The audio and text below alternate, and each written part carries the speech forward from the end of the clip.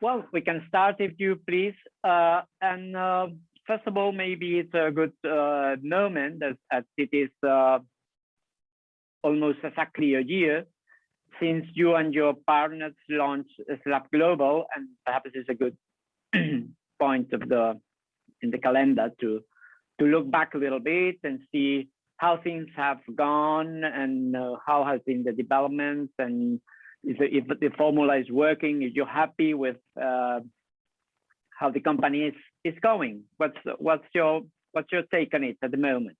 I'm really happy. In fact, we're doing this process like that you mentioned right now. We're looking back on the past year and looking back on what worked and what needs a little bit of fixing. You know, Maxi and I deliberately, we didn't create any operating agreement. It was just, you know, two creatives who you know love working together, and we said in 1 year we'll know how the business should work, you know, and we're at that point right now.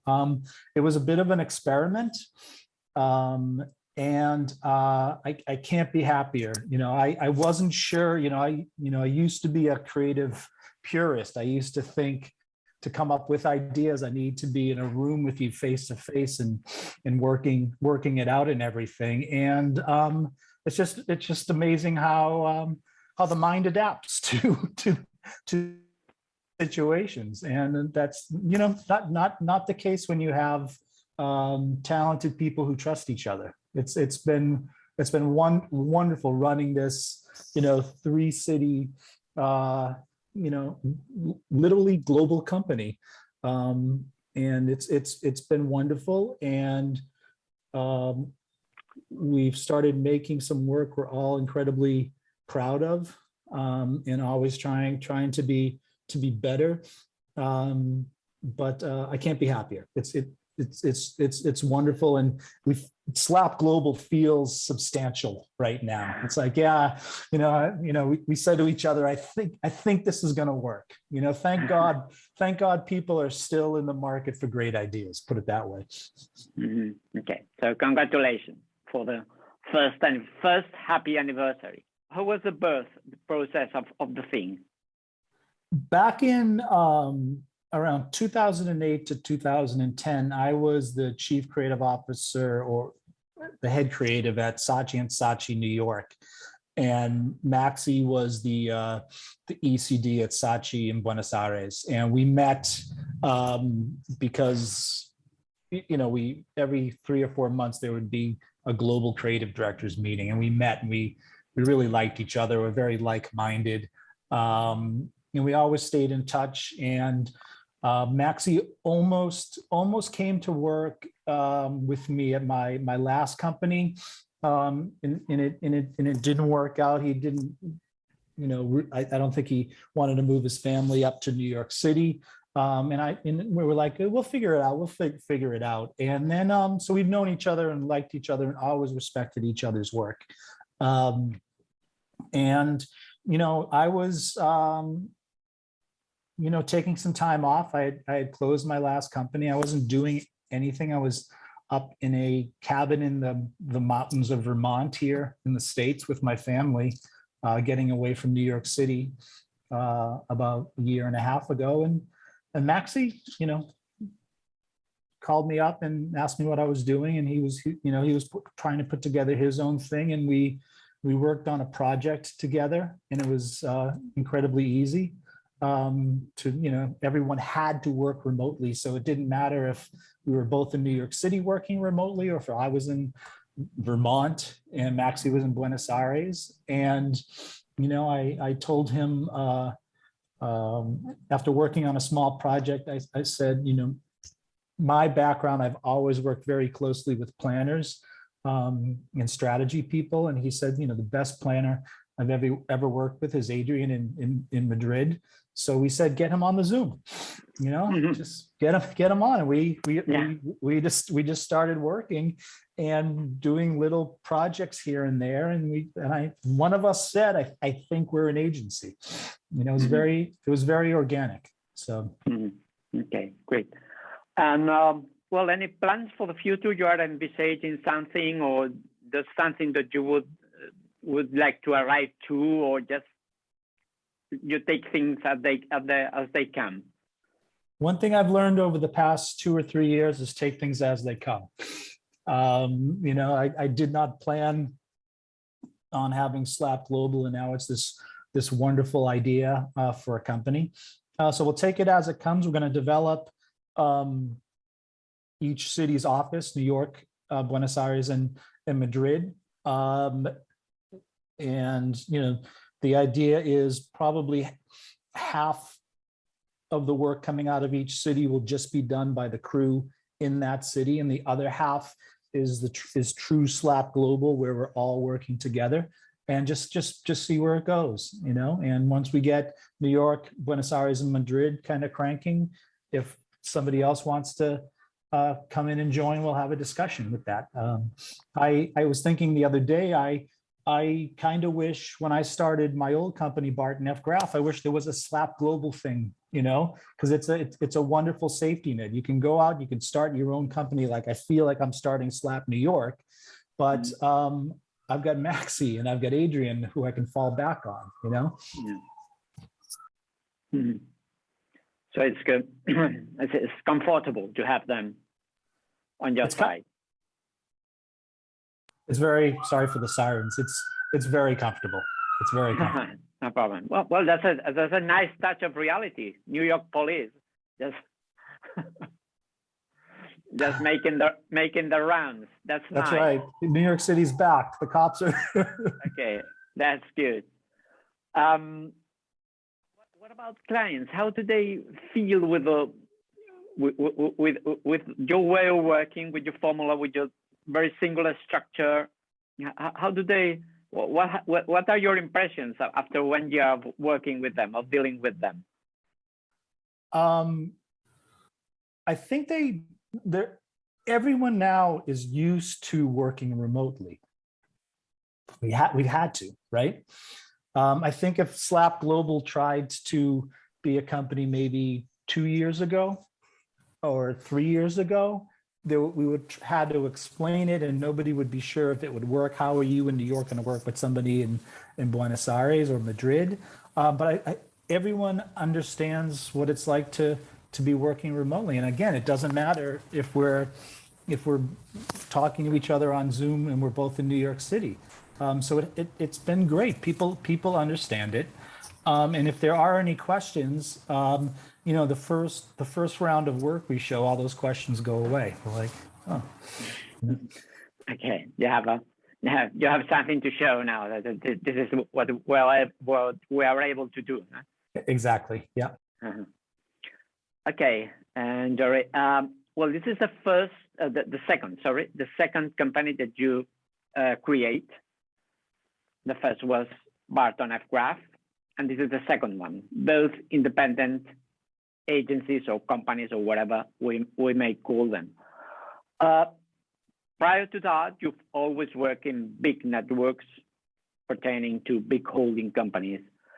Is there a difference in the quality of work that you can produce being an independent or not? I mean, the independence of the agency is a factor in the quality of work that you can deliver or not? It's just a question of the quality of the persons and the quality of the ideas.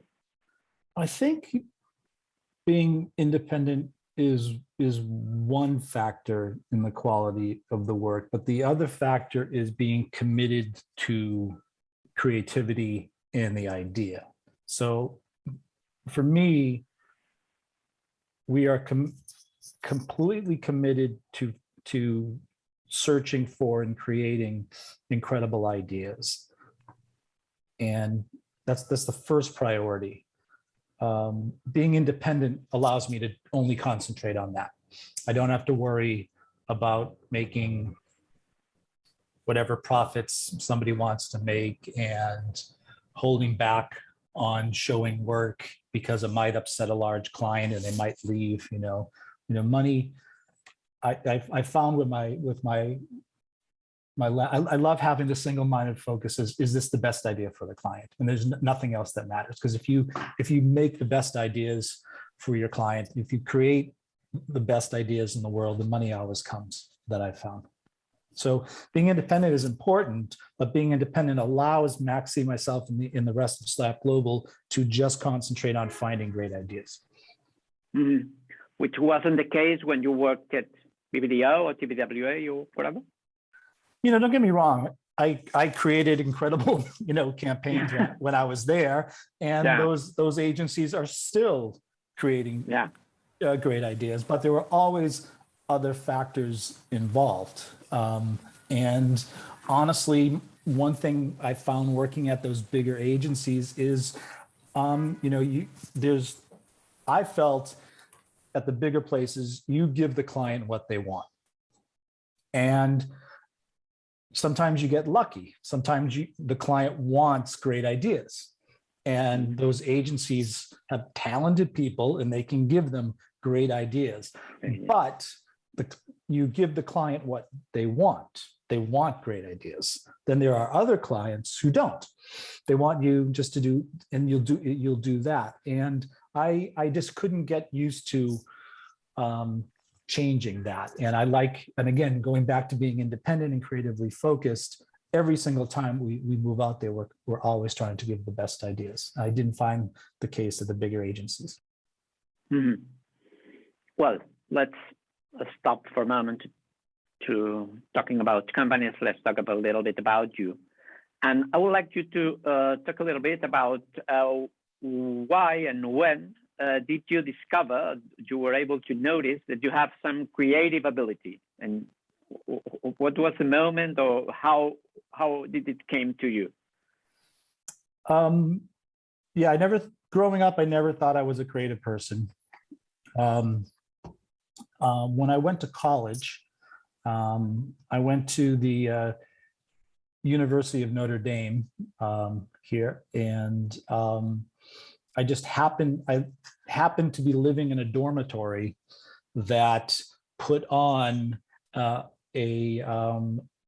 comedy music review, a night of skits and songs and stuff.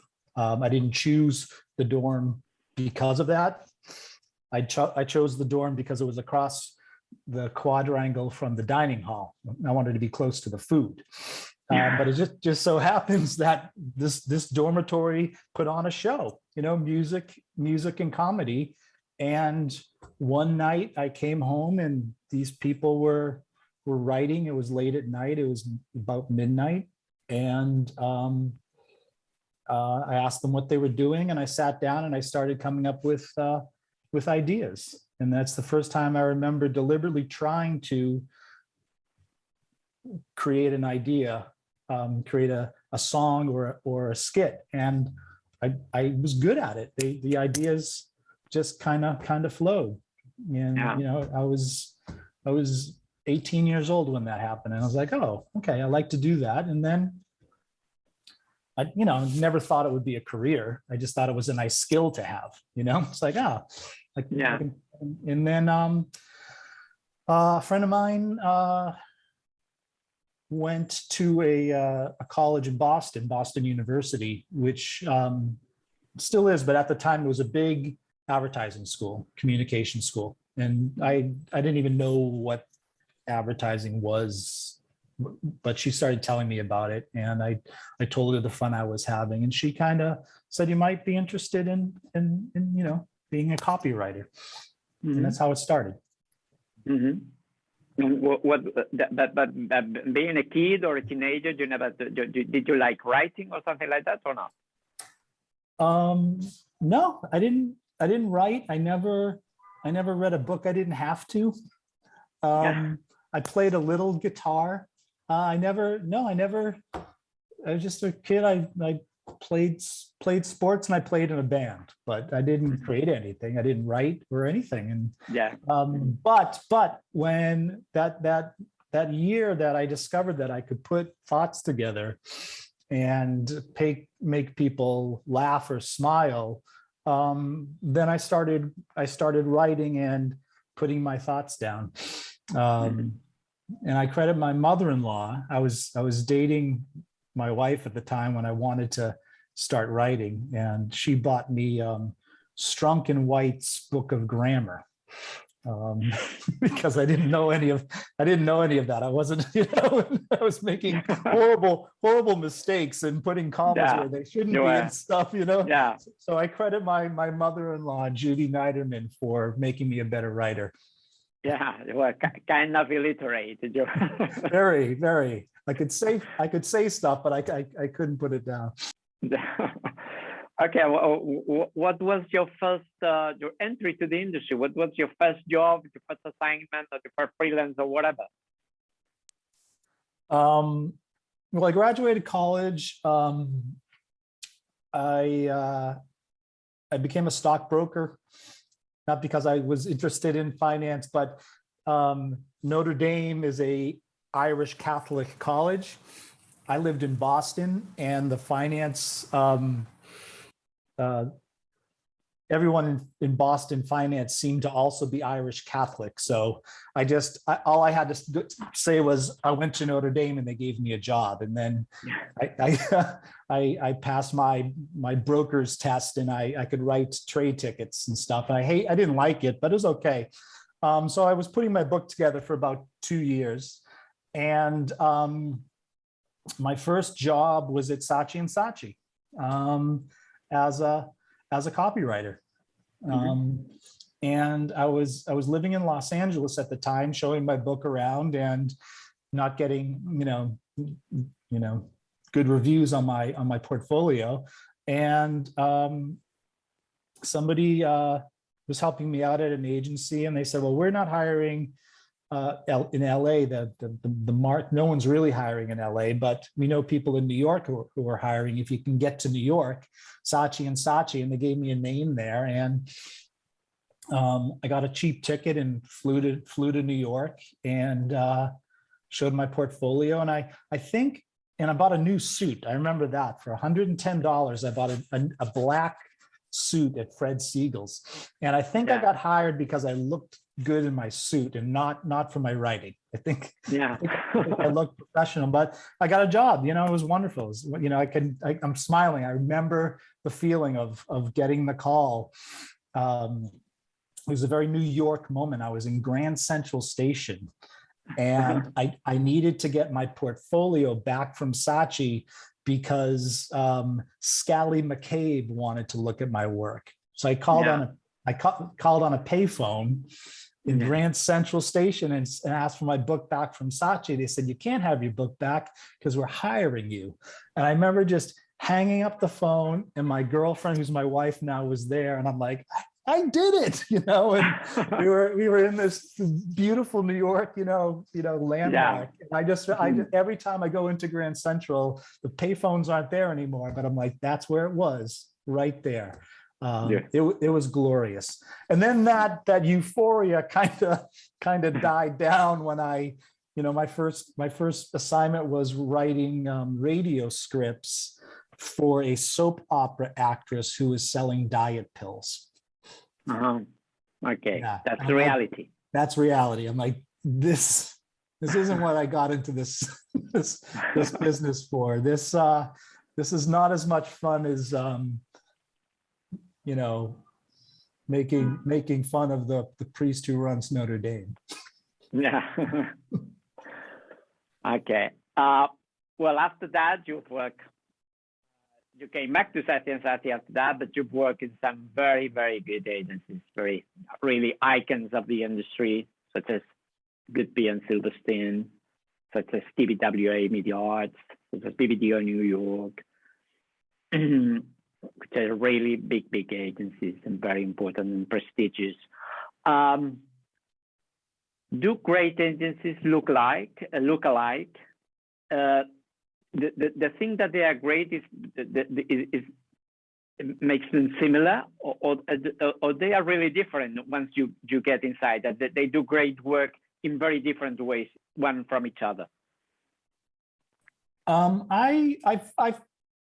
They were different, and I would say Goodby Silverstein was different than BBDO, TBWA, and Saatchi. It was, it was only in San Francisco. It wasn't a big global thing. And the founders, Jeff Goodby, Rich Silverstein, they were there. They were running it. Obviously, creatively led. I always say that I got my advertising MBA. I did my graduate work at Goodby Silverstein. Everything I learned about how to find ideas, how to sell those ideas, produce those ideas, how to run a group. I learned at my 4 years at Goodby Silverstein. I'm very grateful to Jeff and Rich for that process. I went on, I worked at BBDO early in my career, and then also went back to them. And the BBDO, TBWA, Saatchi, they, all big global agencies that do great award-winning work, when they want to. Felt different. BBDO was New York. That's all I could say. And you kind of, I don't know, there's something annoying about, you ever meet someone who's like very rich, very good looking, and really nice, and you're like, God, I wish they didn't have everything. I don't know about, I feel that. So BBDO, it's like they were just the richest, and they were making this great work, and it just, now it had its problems too. And then when I was at TBWA, the two things, it was a little different. I think they were still getting used to, are they shy or are they TBWA? There was always, there was and I loved both Lee and Jean-Marie, great, wonderful people. I learned a lot from both of them, but there always seemed like, who are we? And I ran New York. Now, at the time, LA and media arts were doing, that was the height of the Apple stuff, and we were this little, I don't know, we felt like the stepson or stepchild of the agency, which helped us because, to motivate everyone and to motivate myself, I gave a speech to the creative department. I said, to succeed at this, you need to have an enemy who you're going to defeat. And our enemy is TBWA Los Angeles. We're going to destroy them. You were the colonies now against the empire. That's what it was. And then after I held that meeting, what I said got out, and I remember my assistant coming up to me and saying, Lee Clow wants to talk to you on the phone. And I picked up the phone, and Lisa, I heard what you said. And I said, yeah. He goes, destroy us. He goes, I want you to destroy us. And I was like, all right, that's my boss. Loved it. Okay. So that was different. And then Saatchi had just started doing great work. They were, your average, we're just going to manage our accounts, and account run agency. And then, Tony Granger came in and Kevin Roberts came in. They saw the importance of having ideas. And Saatchi was just kind of having a research, Saatchi New York, not LA, not London. London was always cranking, but I was like, I was taking over what Tony and Kevin Roberts had already started creating great work. It just seemed a little new. So they were different, but my style didn't really change when I came into those places. I really kind of knew what I wanted to do. Well, something I wanted to ask, and I don't want to forget, is if you have a kind of ritual of way of working that you're looking for a situation to create, just to work on a project. You need a certain hour of the day, a certain kind of paper, a certain pen, a certain whatever, or do you work in any time, any place, any condition? Well, I do have a certain type of pen. This right there, my my Pilot Razor Point. I tell my people who work with me, I said, all the ideas are in these pens. You just have to, write a lot to get those ideas, to get let them out. Flow. Get them out. Yeah. In general, it depends, but in general, I love taking in all the information. I love research. I love strategy. Just dump it all on. I want to take it in. I want to take it in. I want to take it in. And then I want, as a creative, as if I'm working on something, I need to get ideas out. There's stuff on the top of your head. You got to get that off because the ideas are down here. So there's a lot of working, and then there's a lot of, I call it, I tell my teams, like, there's a coming and going. You can't write ideas on your own, but you have to work alone a little bit, right? To get where figure out where you want to go. Then you come together, whether it's with one person or maybe a group of people. We'll come together and then we'll go away. And then finally, I need to stop thinking and have my subconscious still work on and that's why I love living in New York. It's a great walking city. And I can look back on my long career and see some ideas that I had come up with that came from my walk home, where I've read all the research. I've done all the work. I've worked with people and we've got ideas, but they're not great ideas. Then I've stopped and then I walked home and the ideas pop out of my head. Okay. Well, now let's back to the companies for a little while. After working in such big and important and prestigious agencies, you decided to begin a new path, a new way, and create a new company, an independent company, which was Barton F. Graf. Why did you did it? Why did you do it? Why did you think was a proper moment to do it and to launch this new venture?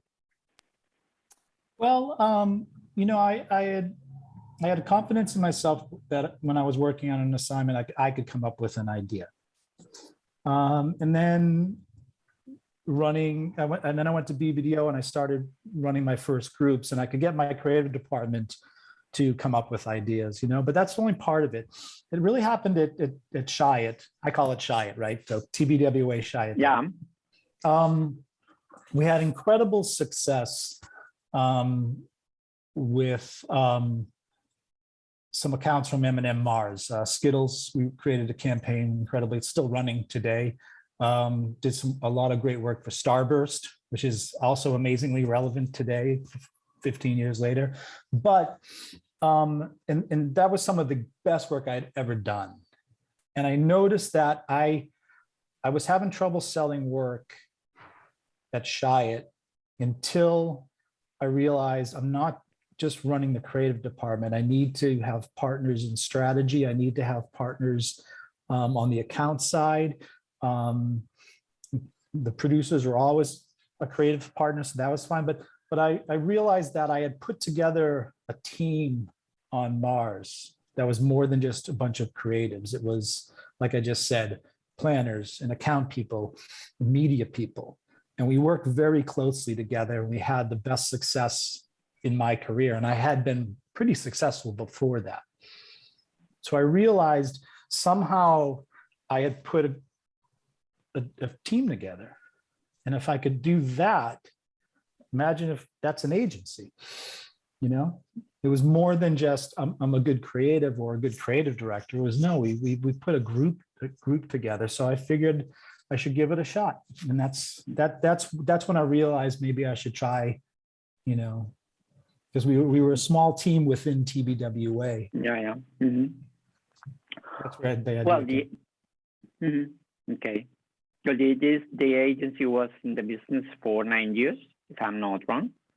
And then you decided to, and it was very successful, at least creatively. It was acclaimed all over the world. The work was really famous. And then you decided to close it down. What did not work? Why you took that decision? A lot of things happened at the same time that made me decide just to kind of close it down, take a break, and walk away. I would say we had not only some of the best creative minds, but we had some of the greatest business minds and strategic minds I had ever worked with. Like the talented Barton in every department was fantastic. And when you have incredible talent in all those departments, it was difficult to manage everyone. And we hit the heights. We did incredible work. Sometimes we were doing the best work in the world. And just the management of people and personalities, was not my strong suit. And we just people left. And I said, okay, 9, almost 10 years was a good run. We'll stop now. Mm-hmm. How many people did you were at the highest point? We were 65 mm-hmm. at one point. Yeah. And we started with myself and my assistant, mm-hmm. on day one. Mm-hmm. It was a good run. Yeah. It's a very good chapter. It's very successful in many ways, wasn't it? It was, it's one of the hardest things I've ever done, and probably the greatest thing I've done up till now. Mm, great. Let's hope Slapglobal gives you another at least 9 years of satisfaction. That would be great. Okay. Do you have what we could call a creative hero, be it an advertising man or woman, or in whatever other field?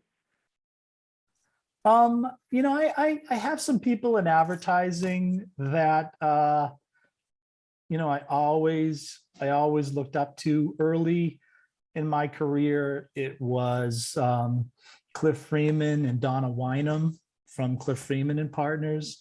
I got to work with Donna Wynham once, which was just like I was like a fanboy. I couldn't come up with any ideas. I was just like, I'm working with Donna Wynham. Yeah.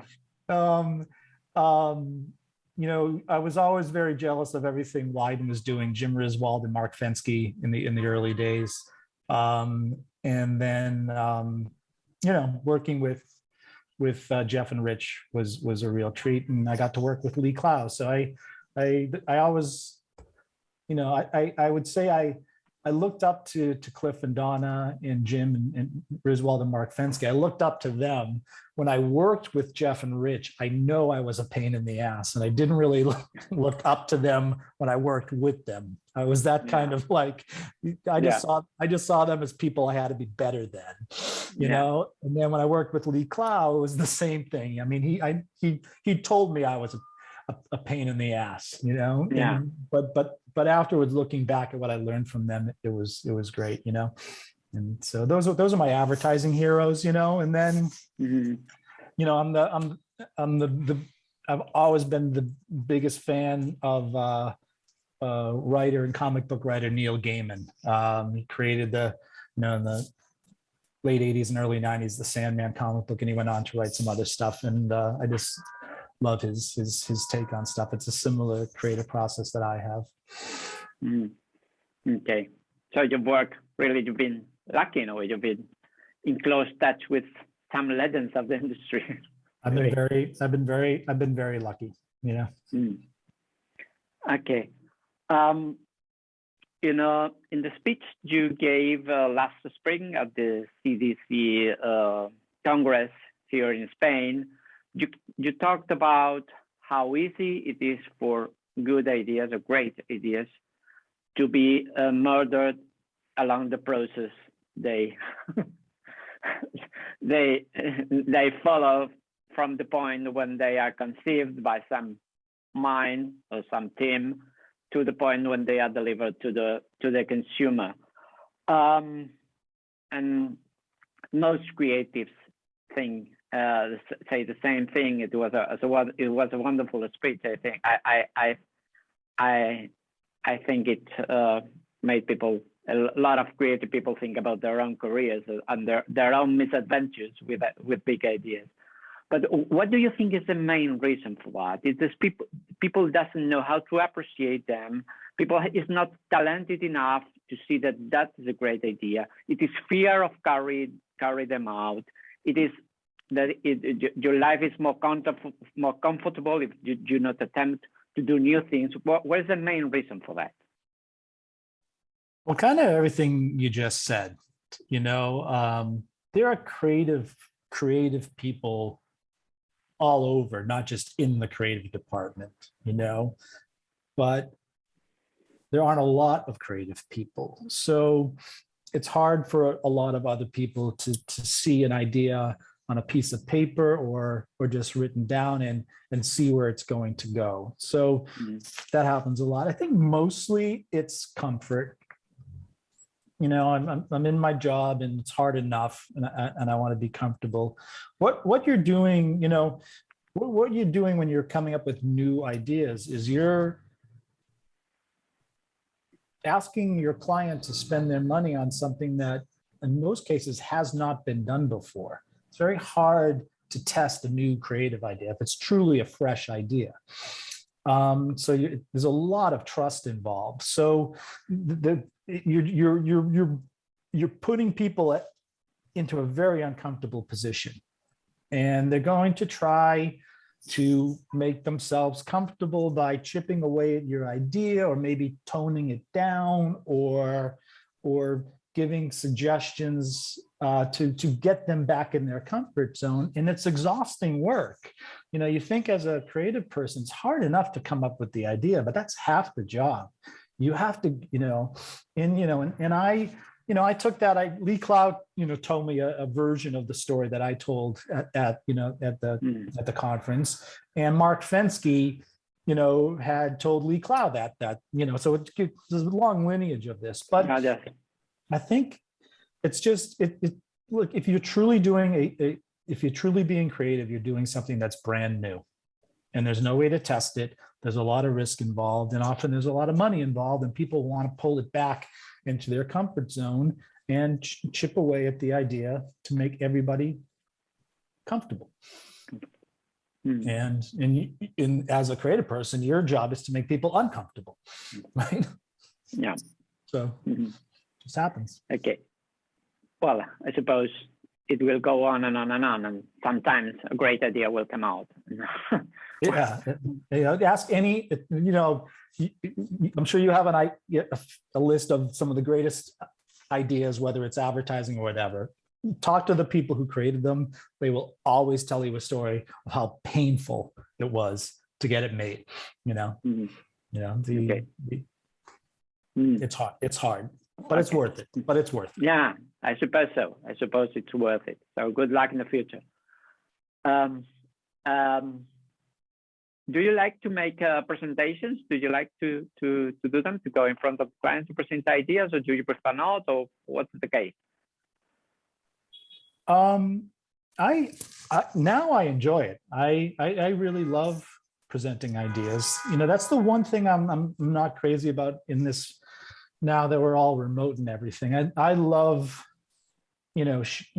sitting across from you, and I'm not, we're not just going to read off of the deck or a script or anything like that. I want to kind of explain the idea for you. I love talking about it. It wasn't always the case. I can remember a time when I went up to Nike with Jeff Goodby, and he had me present, and I was shaking, reading my stuff. I was terrified, but that changes. You go, you fall on your face, and it's like, what's the worst that could happen? The worst that could happen is they don't like your idea, right? They don't buy your idea, right? Yeah. So when you go into the meeting, they didn't buy your idea. So the worst that could happen is nothing. Right? Yeah. And you go back to the start point. You just, that's all, Nobody's got hurt or nothing like that. Yeah, but I love being informal. I love just like taking people through, the story of the idea, and not just reading off of decks and stuff like that. So I enjoy it. There is something like, or do you have found in the real world, something like a perfect client, something that is a real pleasure to work with? Um, a perfect, some of my perfect clients, there's always been mostly one decision maker. They'll listen to their team, but that person is going to make the call. Sometimes that's all you can ask for, when it's a committee and we're going to figure it out and when there's one person who knows their job, they know their brand, they know their consumer, that's great. And then what makes them perfect clients is they will push you. You think as a creative person, you're there to push the client, but the perfect ones will push back and they will question everything and make sure you're not just making creative decisions because it's creative, that you have a strategic reason to do that and why this and why that. And it is, it's a back and forth that's those have been my perfect clients. I've been lucky to have 2 or 3 of them in 25 years, They bring the best out of you. They push you to the limit. They do. They bring the best out of you. Okay. Well, something of the best out of you, Gerry Graf, has been humorous stories and ads, and is really a trademark of your work. In certain humor, and a certain kind of humor, which is not certainly bland, quite to the contrary. That humor is not so important and so relevant anymore for advertising. What do you think is the reason? And maybe it's related to the wave of political correctness that we're living in and the oversensitivity of certain people. Have you thought about it, or what's your take on it? I think about it a little. I've been in advertising long enough where I see trends. And every marketing department is looking at the other marketing departments, not just in their category, but just in general of what's working for them, what's working for them. And, there was a time when, big production and celebrities was the way to go. Now it's the time where it's heartfelt. And, there was a time, there was a good run where everyone was trying to be funny. So it's just, there's always a trend. And right now, humor is not part of that trend. But I think after everything the world has been through, I actually think people really want to smile. We're not saying that these emotional ideas aren't important and stuff, but I just want to smile at something. And then what I would say is that, yes, I'm known for humor, which is great. I've never just tried to write a joke and stick a brand on at the end. When the humor I find is in the situation that the brand I'm dealing with is a part of. It's usually an insight or something like that. Or I like to look at the world and just take a step back and go, let's comment on this, because this is a little strange, and I like commenting. I would say a lot of my humor is going, why do people do that? And again, it's always involved with or specific to the brand or product or service or whatever I'm advertising. Yes, so. Not making a laugh for the sake of it. Yeah, laugh and then stick a logo on at the end and hope somebody remembers it. It's no. If I'm doing Little Caesars Pizza, it's all about trying to get a pizza in time for your family. If I'm talking about a travel, booking travel, like a travel site or something like that, I'll pick up on the insights of what it actually means to sit down at your computer and look, and try to do it on your own and stuff like that.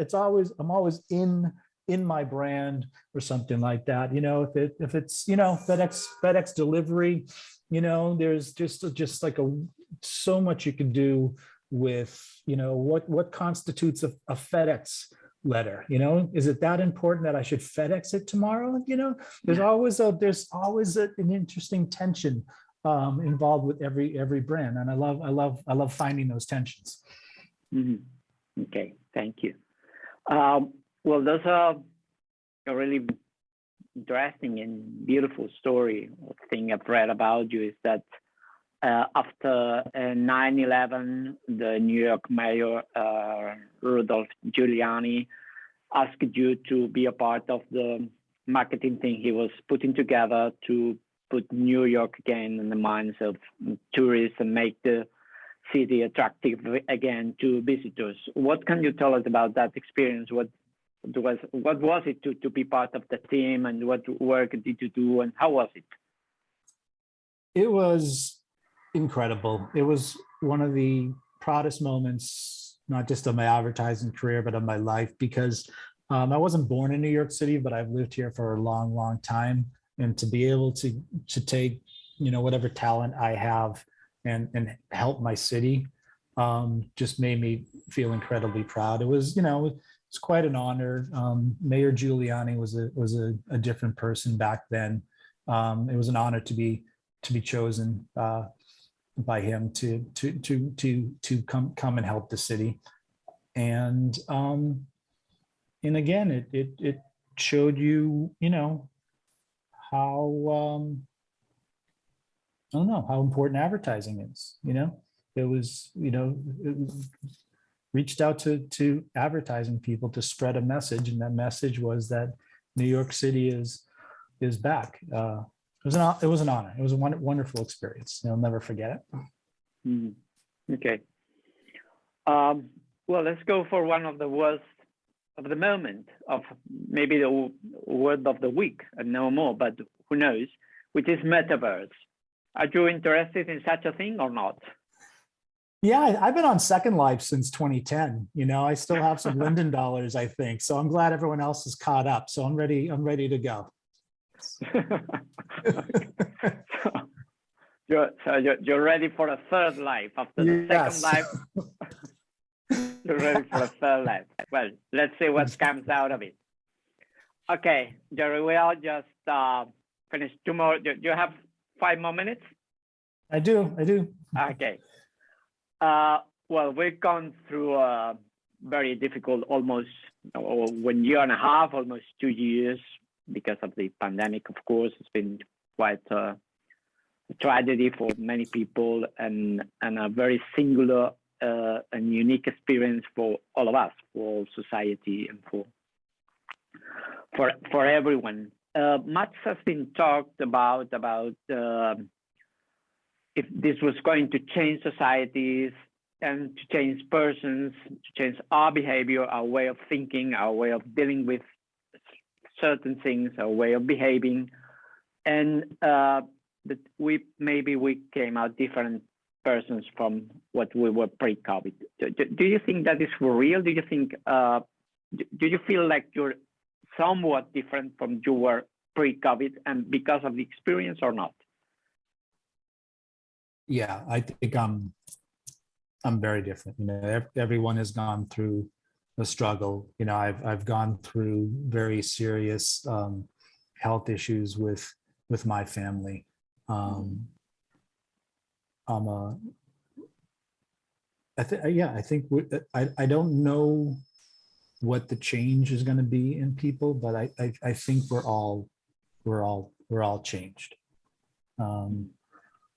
But I do know, again, I'm going back to, I'm really in the place right now where just please make me smile. I just want to smile. It's not that if I smile, it doesn't mean I'm ignoring all the problems of the world, but I just want to smile. And that's how I've gotten through a lot of this. So, I think it's going to take a while. I think people are, myself included, just behaving in very strange ways and acting out, and we'll have to get it out of us. But, so that's emotionally and spiritually what's going on. And then, just like I was saying in the beginning, if it wasn't for what happened, Slapglobal would not exist, So I'm I'm happy for that. So. Okay. So sorry if the question has brought to you sad memories or. It's just memories, you know, some are very sad, but it's life, you know, it's just, and you know, you're happy with things that you have, you know, you're happy for memories that you have, and you're incredibly happy for friends and family, you know. I guess we'll all be closer with our friends and family, so that's a good thing. Okay, thank you. And again, sorry. Just to finish, Gerry, this is the question we pose to every interviewee.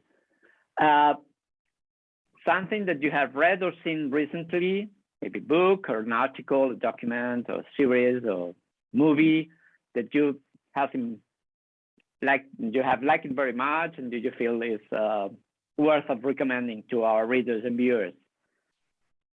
I've seen a lot of stuff, but I'm going to go with the Bible. I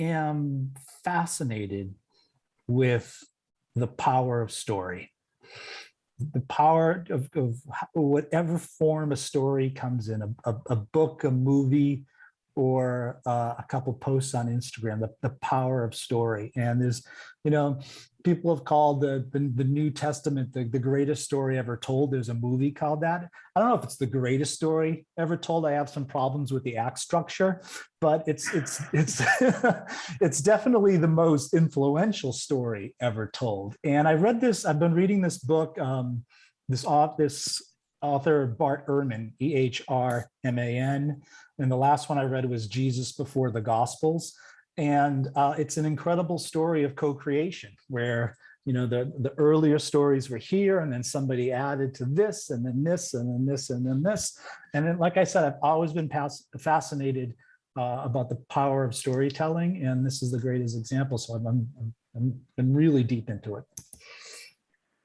Okay, Gerry, thanks a million.